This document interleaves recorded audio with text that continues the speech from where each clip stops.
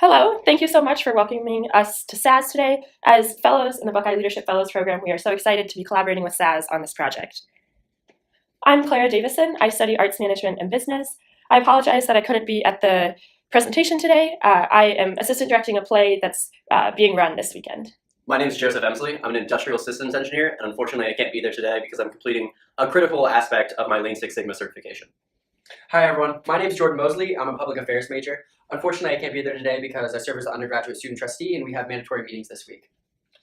Hi, my name is Lexie Sirak. I'm a finance major with minors in history of art and real estate. I can't be there today because I have an organizational behavior exam. I'll get us started with a brief anecdote. Many of you may recognize this from a famous commencement speech by David Foster Wallace. So there are these two young fish swimming along, and they happen to meet an older fish swimming the opposite way, who nods at them and says, "Morning, boys, how's the water?" And the two young fish swim on for a bit, and then eventually one looks at the other and goes, "What the hell is water?"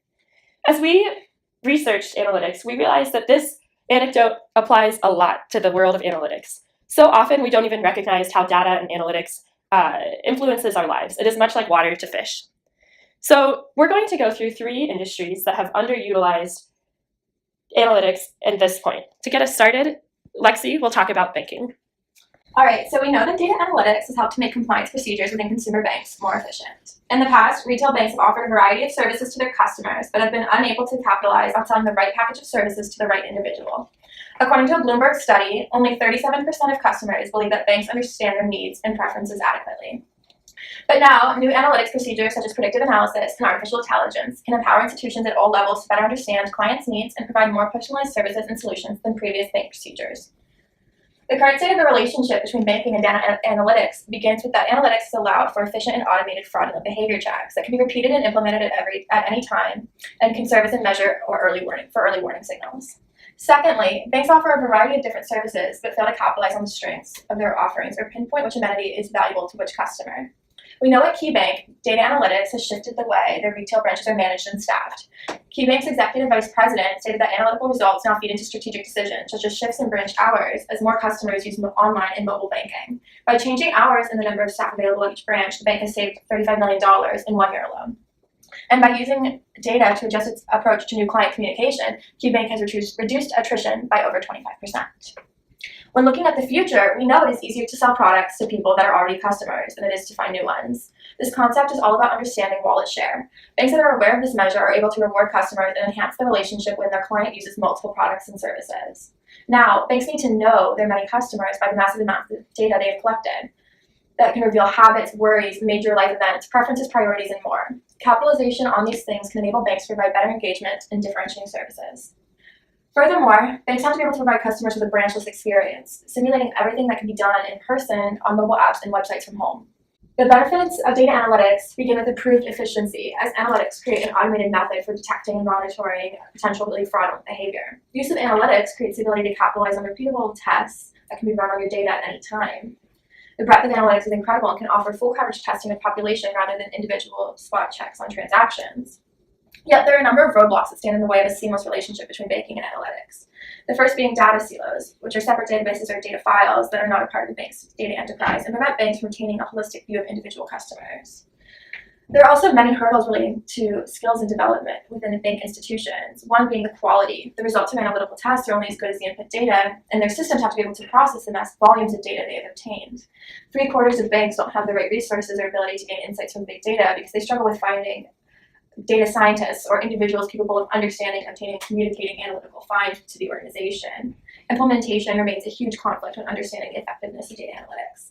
Lastly, and perhaps what is the most obvious roadblock to consumers, are privacy concerns. Outsourcing data analysis activities or disturbing customer data across departments for gaining insights increases security risks dramatically.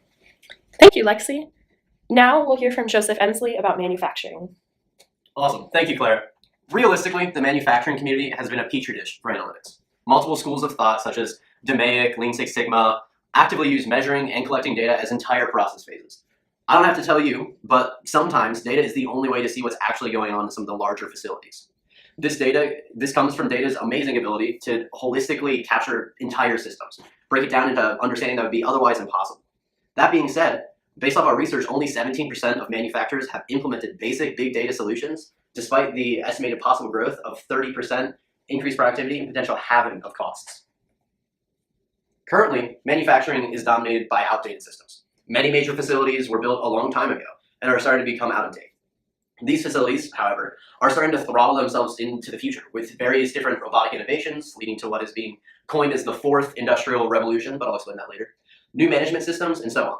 Manufacturing is luckily no stranger to statistical testing and data control, and already are collecting data on the daily happenings and key value indicators. However, we could be collecting more. If we can observe it, we can measure it.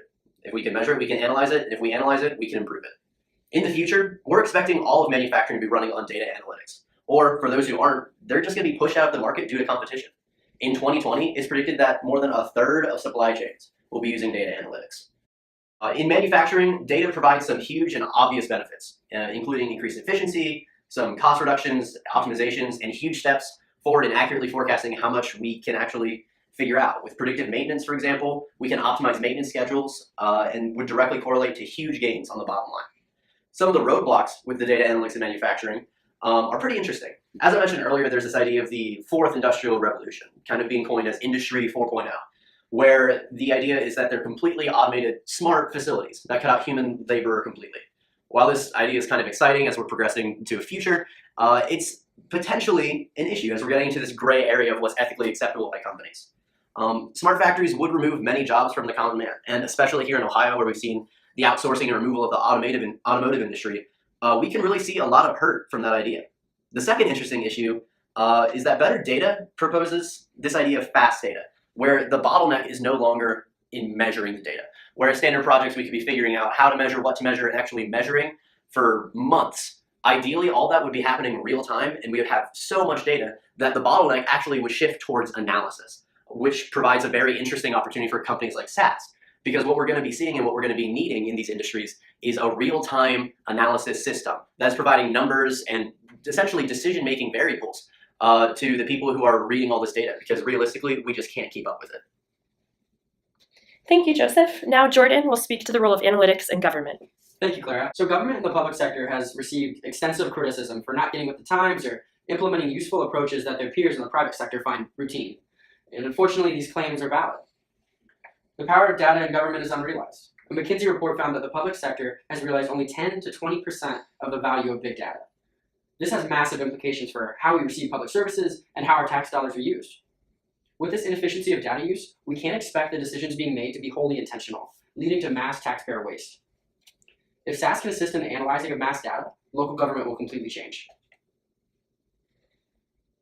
After researching your current involvement in government analytics, I decided to select your local government focus as an area for impact through mass data. I chose this because local government is the most personal level of government. It's your neighbors and family members, people you have a close connection with. Most of the time, this is the level of government that is responsible for delivering services to you. However, it can be very burdensome for many local governments to do so. As we further discover the power of analytics, future local government's role will change to that of supporting initiatives such as the Smart Cities movement. Here in Columbus, Ohio, we're experiencing this movement as we implement more autonomous vehicles and smart initiatives. As smart cities become more common, SAS will need to assist government with analytics to support them. SAS can lead the way in assisting local governments with optimizing the services they provide. I want to highlight the potential here within public safety, transportation, and cost savings. A few cities are already taking advantage of mass data to become more efficient in these areas. By using call type data and historical results for that type of call, when it happens, weather, as well as incident location, the team of 911 dispatchers in Cincinnati, Ohio was able to reduce delays in getting patients to the hospital by 22%. In Denver, Colorado, they have an app that uses real-time traffic data to create accurate estimates of arrival times. This app analyzes information across multiple modes of transportation, allowing the user to compare not only how long a journey takes with each method, but also the cost, environmental impact, and health benefits of each. In San Francisco, there's been implemented a streetlight system that is energy efficient and data driven. It analyzes when lights may be dimmed or brightened depending on optimal use when citizens are around them. These LED streetlights will consume on average 50% less energy than the current streetlights. However, there are certainly barriers to these benefits. Allowing government access to data on everything in our lives is intimidating. People don't really want their government to know everything about them. It feels very 1984 George Orwell-ish to a lot of people, and they're afraid of intrusion. To many, this is an invasion of privacy. Although the benefits are clear, citizens will be fearful of information abuse and apprehensive of the analytics of mass data. So now what? Like water to a fish, analytics saturates every part of our lives. To better understand the implications of analytics, we applied a SWOT analysis. The strength of analytics is its capacity to promote productivity. A weakness is problematic overload. Innovation is the greatest opportunity of analytics, and issues of security and privacy are the greatest threats. The benefits are real. From efficiency to productivity, analytics facilitates a frictionless user experience. The challenges, though, are grave. Ethical concerns about equity and privacy, issues of capacity and creating smart interpretation, and finally, security.